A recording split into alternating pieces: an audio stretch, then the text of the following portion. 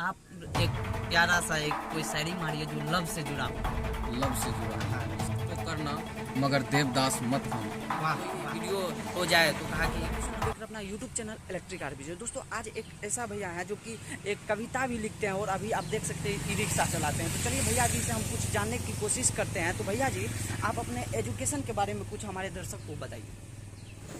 तो भैया आप इतना पढ़ लिख कर रिक्शा ही क्यों चलाते हैं? बिजनेस मतलब बिजनेस तो कोई भी चीज़ कर सकते, रिक्शा के अलावा कोई भी बिजनेस कर सकते थे या कोई दूसरा काम कर सकते। तो आपको रिक्शा में आखिरकार क्या मिला, हमारे दर्शक को आप बताइए। पहले आप अपना इंट्रोडक्शन दे दीजिए कि हाँ भाई साहब हम यहाँ से हैं, और मतलब कि अपना जितना भी हो आप बता सकते, जो आपको मन है बोल दीजिए हमारे दर्शक को। नमस्कार, मेरा नाम हुआ अनुज आनंद कुमार उर्फ सिंटू राम। मुझे लोग प्यार से सिंटू ई रिक्शा वाले बोलते हैं, ठीक है। और आपने जो सवाल हमसे किए कि पढ़ लिख करके भी आप रिक्शा ही क्यों चलाते हैं, और सब काम है, बिजनेस है और सब ढेर सारा काम है जो कि मानव जीवन हेतु कल्याण के लिए और इंसान के लिए इस दुनिया में बहुत सारा काम है जो आप कर सकते हैं, लेकिन फिर आप रिक्शा ही क्यों चलाते हैं जी।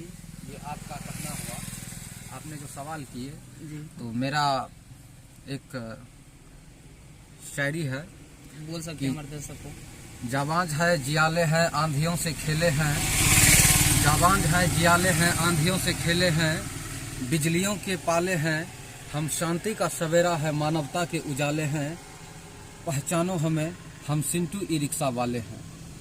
तो भैया एक शायरी के द्वारा आप लोग को बता दिए ये अपना इंट्रोडक्शन, तो ये बहुत ही बड़ी बात है कि अपने शायरी के द्वारा आपको बता दिए कि ये रिक्शा वाले हैं और एक समाज से भी है। तो भैया आपके बारे में एक चीज़ और सुनने को मिला है कि आप एक समाज युवा समाज से भी है, तो इनके बारे में आप क्या कहना चाहते हैं? देखिए, अभी जो अपने देश के माननीय प्रधानमंत्री श्री नरेंद्र मोदी जी हैं जी, वो गर्व से कहते हैं कि मैं चाय बेचने वाले का बेटा हूँ और मैं भी चाय बेचता था।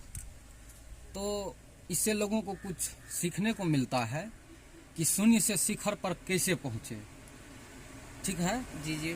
तो जिससे कि अपने समाज का, अपने क्षेत्र, अपने देश का सर्वांगीण विकास हो सके, जी तो उसके लिए सबसे पहले संघर्ष जरूरी है। जी। और संघर्ष कैसे किया जाता है ये उन महान पुरुषों से सीखने को मिलता है जिन्होंने संघर्ष करके आज शून्य से शिखर तक पहुँचे हैं। तो मैं रिक्शा चलाता हूँ और समाज का सेवा भी करता हूँ। जी। किसी भी क्षेत्र में कोई भी कार्य हो तो वो एक दूसरे के मददगार के रूप में उभरते हैं जी। एक दूसरे का उससे हेल्प होता है जी। मैं एक युवा समाज सेवी हूँ। मेरा ये सोच और सपना है कि मैं आने वाले समय में समाज और जनता के आशीर्वाद से, मैं लोकतांत्रिक तरीके से जनता की आदेशानुसार, उनके आशीर्वाद से जो कुछ भी मैं राजनीति के क्षेत्र में बनूंगा, तो मैं सबसे पहले दबे कुचले, शोषित, वंचित, तो दलित और अक़लियतों की अधिकार और हक के लिए आवाज़ बुलंद करूंगा और उनको समता और समानता की मान सम्मान देने और दिलाने में मैं अपना अहम भूमिका निभाऊंगा। आपका नाम सिंटू जी हुए हैं, तो भैया जी आपको हम एक चीज़ पूछना चाहते हैं कि भैया जी आप एक शायरी हमारे दर्शक को और सुनाइए, जो कि आप तो एक रिक्शा चलाते हैं, फॉर एग्जांपल आप एक ई रिक्शा चलाते हैं, लेकिन आपके मतलब कि आपके रिक्शा में बहुत ऐसे लेडीज या जेंट्स भी बैठते होंगे, तो उनसे कोई तरह का बात या मतलब कि आप इतना पहली बार ऐसे कर रहे हैं, मतलब रिक्शा चला रहे हैं कि इससे पहले भी किए हैं? फैशन है या इसका मतलब आपका फैशन है या एक तरह से आप? देखिए, मैं रिक्शा शौक से भी नहीं चला रहा हूँ, थोड़ी टाइम पास और टाइम पास के साथ साथ संघर्ष, गरीबी रेखा से जुड़े हुए लोगों की क्या समस्या है, उनके साथ क्या मतलब जो है सो दिक्कतें हैं, मैं उस सब चीज़ को अनुभव करता हूँ। उन लोगों से मुझे सीखने को कुछ मिलता है। तो मैं गरीबी और अमीरी की जहाँ तक बात होती है तो मैं उस सब चीज़ से मैं सीख रहा हूँ कि भाई अमीरी क्या है, गरीबी क्या है, गरीब लोग कैसे जीते हैं, गरीबी लोगों का कैसे मतलब जीवन यापन होता है।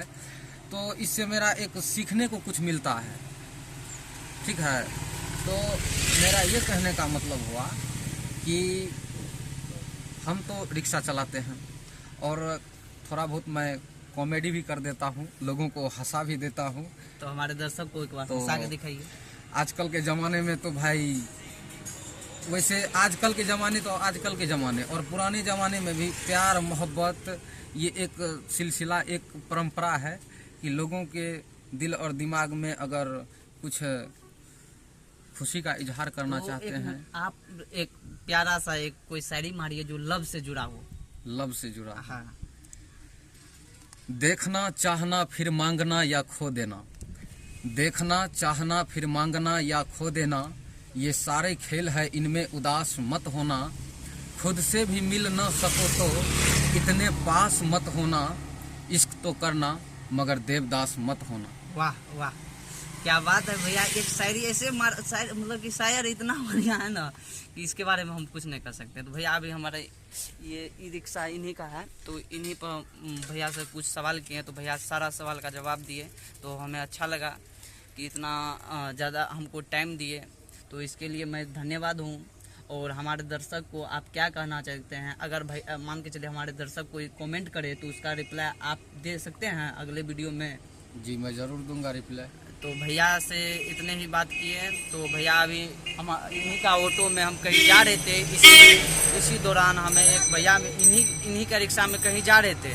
तो भैया से कुछ बात किए, तो भैया बोले कि हम इनको बात करते ही पकड़ लिए कि इसके मतलब कि इसमें कुछ यूनिक चीज़ है, इसलिए हम सोचे क्यों ना इनका एक वीडियो लिया जाए। क्योंकि देखिए बेसिकली हम लोग एक सोशल मीडिया पर काम करते हैं, तो हम लोग कुछ अलग करने का कोशिश करते हैं, कुछ यूनिक चीज़ को कवर करने का कोशिश करते हैं। तो इसी बीच भैया मिले, तो भैया से पूछे कि भैया मैं एक यूट्यूबर हूँ, आपका एक इंटरव्यू, छोटा सा इंटरव्यू या कोई वीडियो हो जाए। तो कहा कि क्यों ना आप बना सकते हैं। तो भैया आप देख सकते हैं अभी कोई भी पैसेंजर नहीं है, जो कि अभी इनका कमाने का टाइम है और हमारे लिए ये टाइम दिए है। और आप लोग को बता दूं कि हम इनको नहीं जानते हैं, फिर भी ये हमें टाइम दिए। तो इसके लिए मैं आपको धन्यवाद करता हूँ जो आप अपना कीमती समय हमको दिए और हमारे दर्शक को इतना चीज़ आप बताएं।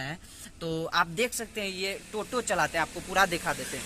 तो आप देख सकते हैं ये टोटो है और मैं अभी कोई सुनसान जगह नहीं है, यहाँ एक ओवरब्रिज है, यहीं रुका हूँ। और भैया से कुछ पूछे तो भैया सारा सवाल का जवाब दिए। और भैया हमारे दर्शक को जय हिंद कह के विराम लेते हैं। और अगला वीडियो में आप अगर हमारे दर्शक आप इस वीडियो को प्यार दे और सपोर्ट दे तो अगला वीडियो आपसे रिलेटिव होगा और आपका कुछ और अलग चीज़ जानने को मिलेगा।